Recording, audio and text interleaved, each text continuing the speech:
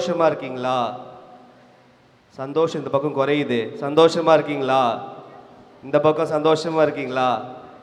Okay, சந்தோஷமா இருக்கோம் father அப்படின்னு சந்தோஷமா இருக்கீங்களா, மகிழ்ச்சியா இருக்கீங்களா? ரெண்டுமே இருக்கீங்களா? சூப்பர்.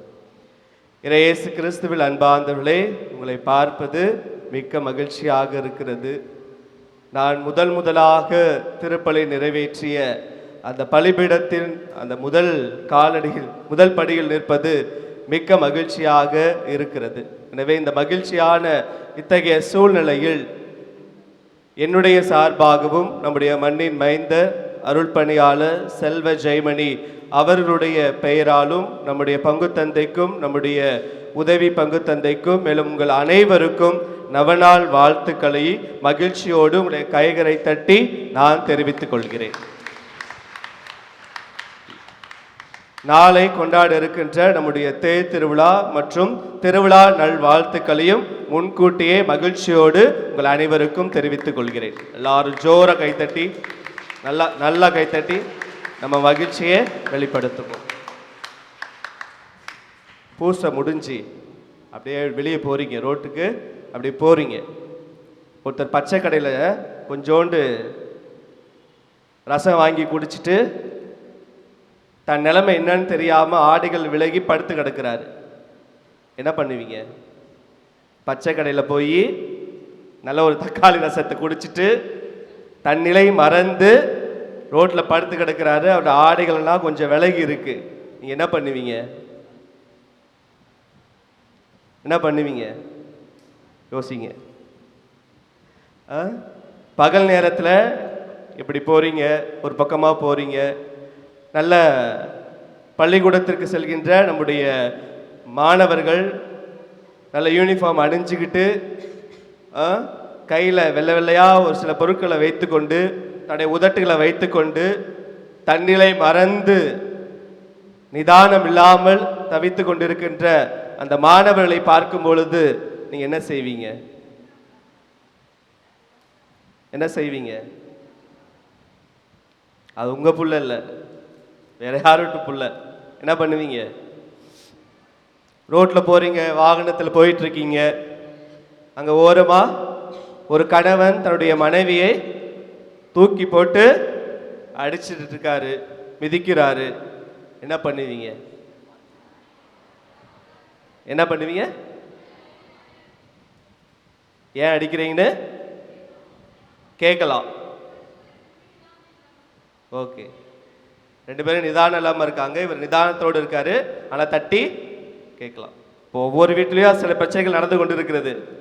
நமக்கே இந்த பிரச்சனை நடக்கலாம், ஆனால் நமக்காக யார் வருவாங்க அப்படின்னு ஏங்கி கொண்டிருக்கின்ற ஒரு காலகட்டத்துக்குள்ளாக நாம் இருக்கின்றோம். இந்த 3 சிந்தனைகளை மனதில் வைத்து என்னுடைய வாழ்க்கையில் நடந்த, என் பங்கில் நடந்த ஒரு அனுபவத்தை உங்களோடு பகிர்ந்து கொள்கிறேன்.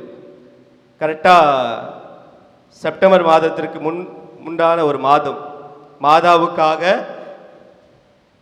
மாலை அணிந்து பாத யாத்திரையாக செல்லக்கூடிய மக்கள் மாலை அணிவித்து முன்கூட்டியே தயார் செய்வார்கள். அப்படியாக ஒரு சாயங்காலம் ஒரு 6:30 மணி போல ஒருவர் மாலை போடுறதுக்காக வந்தார். வரும்பொழுது அவருக்கு நிதானம் இல்லை. சாயங்காலம் 6 மணி ஆயிடுச்சுல, அதனால் ஒரு அட்டண்டன்ஸை போட்டு, பச்சை கடையில் ஒரு அட்டண்டன்ஸை போட்டு பங்குசாமியரை பார்த்துட்டு போவோம் அப்படின்னு சொல்லி நிதானம் இல்லாமல் கையில் ஜெபமாலை தூக்கி கொண்டு என்கிட்ட வராரு.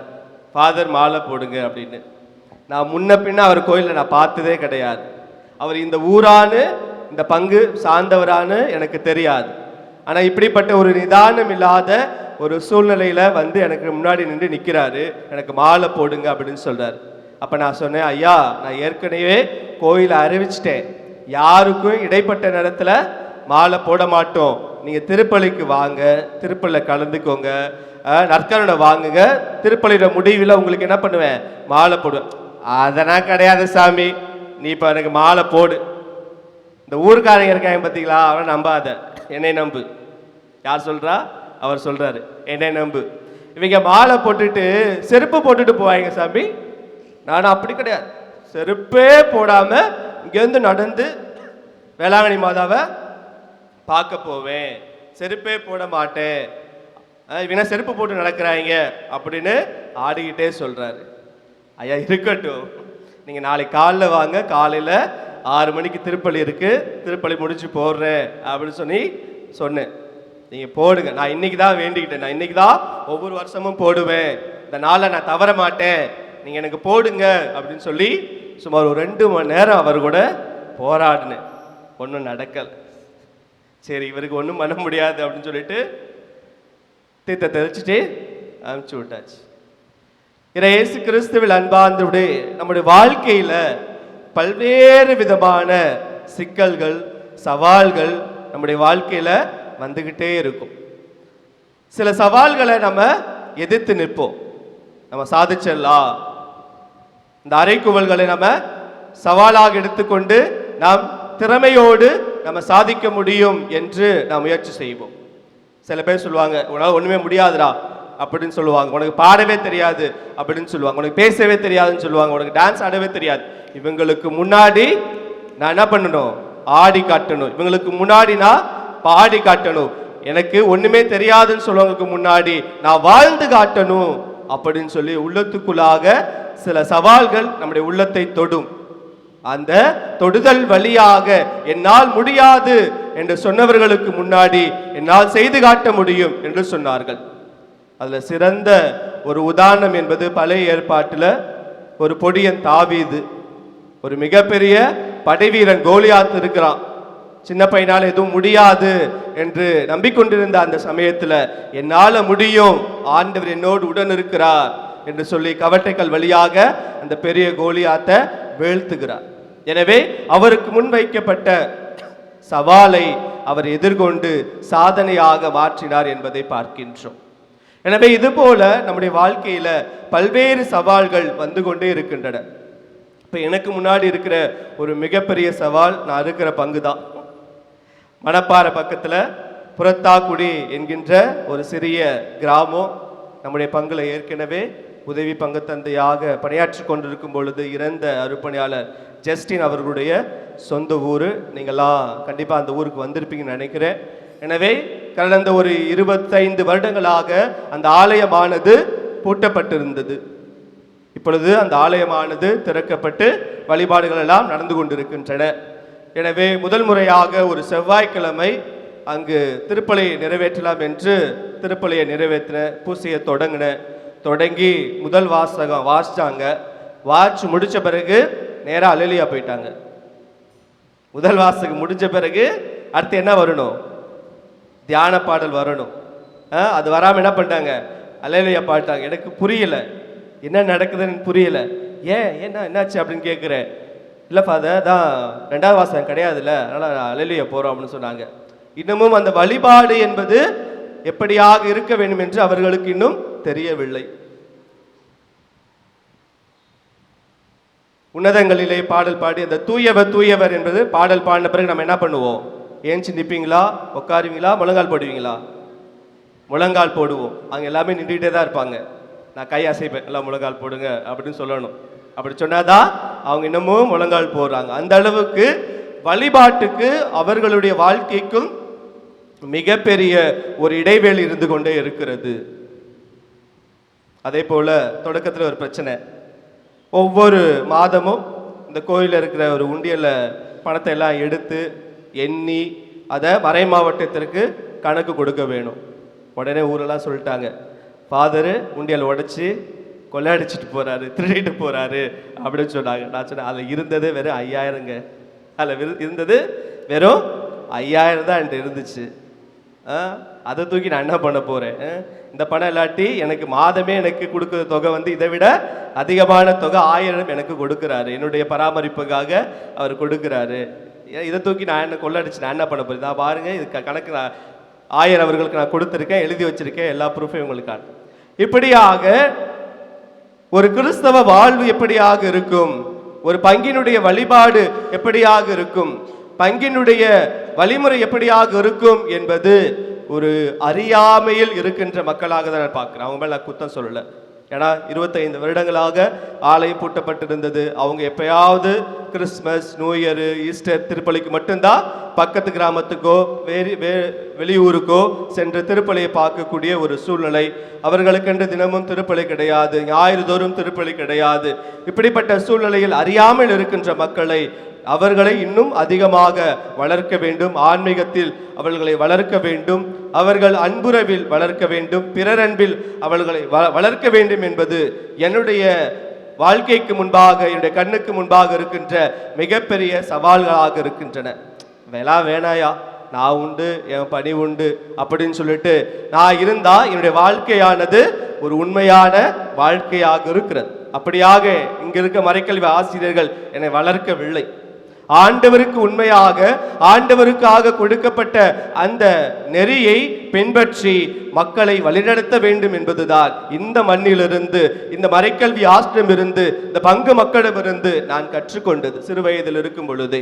எனவே அதை வாழ்வாக்கி கொண்டிருக்கின்றேன். அதற்கு கடவுள் எனக்கு ஆற்றலை கொடுக்கின்றார். பல்வேறு பிரச்சனைகள் வரும், பல்வேறு துன்பங்கள் வரும், கொலை மிரட்டல்கள் வரும், தொலைபேசியின் வழியாக மிரட்டுவாங்க. பட் இருந்தாலும் ஆண்டவர் என்னோடு இருக்கின்றார். 2 நாட்களுக்கு முன்பாக வாசிக்கப்பட்ட நற்செய்தி வாசகத்தில் ஆண்டவருடைய நற்செய்தி பணிக்காக இருவராக அனுப்பினார் என்று வாசித்தோம். அப்ப கூட நினைச்சு பார்த்தேன், ஐயோ கடவுள் என்னை தனியா விட்டுட்டாரா அந்த ஊர்ல, கிராமத்துல அப்படின்னு நினைச்சு பார்ப்பேன். அப்ப உடனே தோணுச்சு, உன் கூட நீ தனியா இல்ல, உன் கூட யார் இருக்கா? நானே இருக்கிறேன். உனக்கு மனித சப்போர்ட் உனக்கு பத்தாது, இறை நம்பிக்கை உனக்கு வேண்டும். இறைவனாகிய நானே உன்னோடு நான் பணியாற்றுகிறேன், நீ செய் என்று சொல்லி ஆண்டவர் ஜெபத்தின் வழியாக வெளிப்படுத்தினார். எனவே வாழ்க்கையில நாம் பல்வேறு விதமான சவால்களை எதிர்நோக்கி கொண்டிருக்கின்றோம்.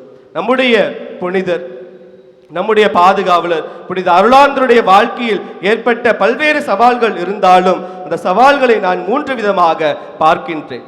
சமூகம், சமயம், அரசியல் என்று 3 தளங்களிலும் அவருடைய சவால்களை எப்படியாக எதிர்கொண்டார் என்று பார்க்கின்றோம். முதலில் சமூகம். அவர் பிறந்தது லிஸ்பன் நாட்டில் பிறந்தாரு. கடவுள் எனக்கு ஒரு வாய்ப்பு கொடுத்தார். 2025 இந்த லிஸ்பன் நாட்டிற்கு சென்று அந்தோனியாருடைய பிறந்த இடத்தை பார்ப்பதற்கான ஒரு வாய்ப்பு, ஒரு 2 நாட்கள் அங்கு தங்கக்கூடிய ஒரு வாய்ப்பு கிடைத்தது. எனவே அப்படியாக அந்த நாட்டை பார்க்கும் பொழுது, அந்த நாட்டிலுடைய மக்களுடைய வாழ்க்கை நெறியை பார்க்கும் பொழுது மிகவும் மகிழ்ச்சியான மக்கள் தங்களுடைய வாழ்க்கையை கொண்டாடி கொண்டிருக்கிறார்கள். எனவே அப்படிப்பட்ட நாட்டிலிருந்து இந்த நாட்டிற்கு, நம்முடைய மரப நாட்டிற்கு, நம்முடைய தமிழ்நாட்டிற்கு அவர் வந்து, அவருக்கு ஏற்ற உணவு இங்கு இல்லை, அவருக்கு ஏற்ற கால சூழ்நிலை இல்லை.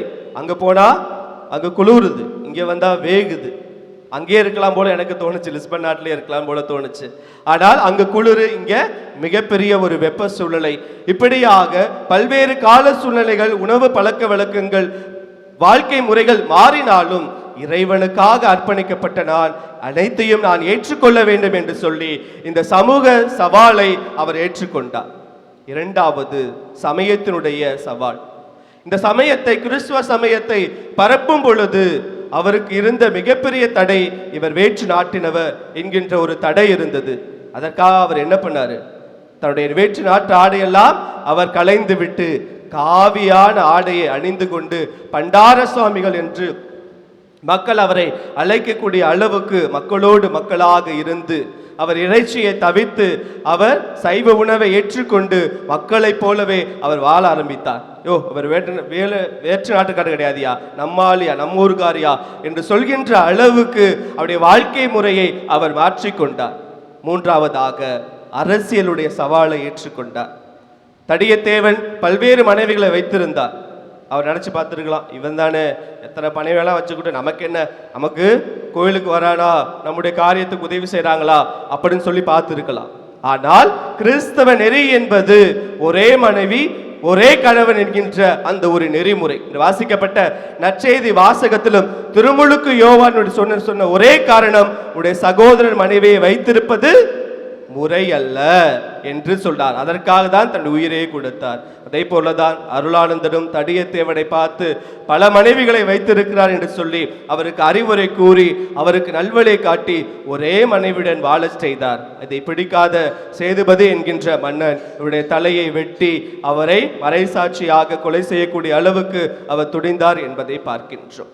எனவே வாழ்க்கையில பல்வேறு விதமான சவால்களை எல்லாம் ஏற்றுக்கொண்டு தன்னுடைய வாழ்க்கையை அமைத்து கொண்டார். அதற்கெல்லாம் அடிப்படை காரணம் அவர் இயேசுவின் மீது வைத்த அந்த அன்பு, இயேசுவின் மீது வைத்த நம்பிக்கை. நம்முடைய ஆண்டவர் இயேசு கிறிஸ்து தன்னுடைய வாழ்க்கையில் பல்வேறு விதமான சவால்களை ஏற்றுக்கொண்டார்.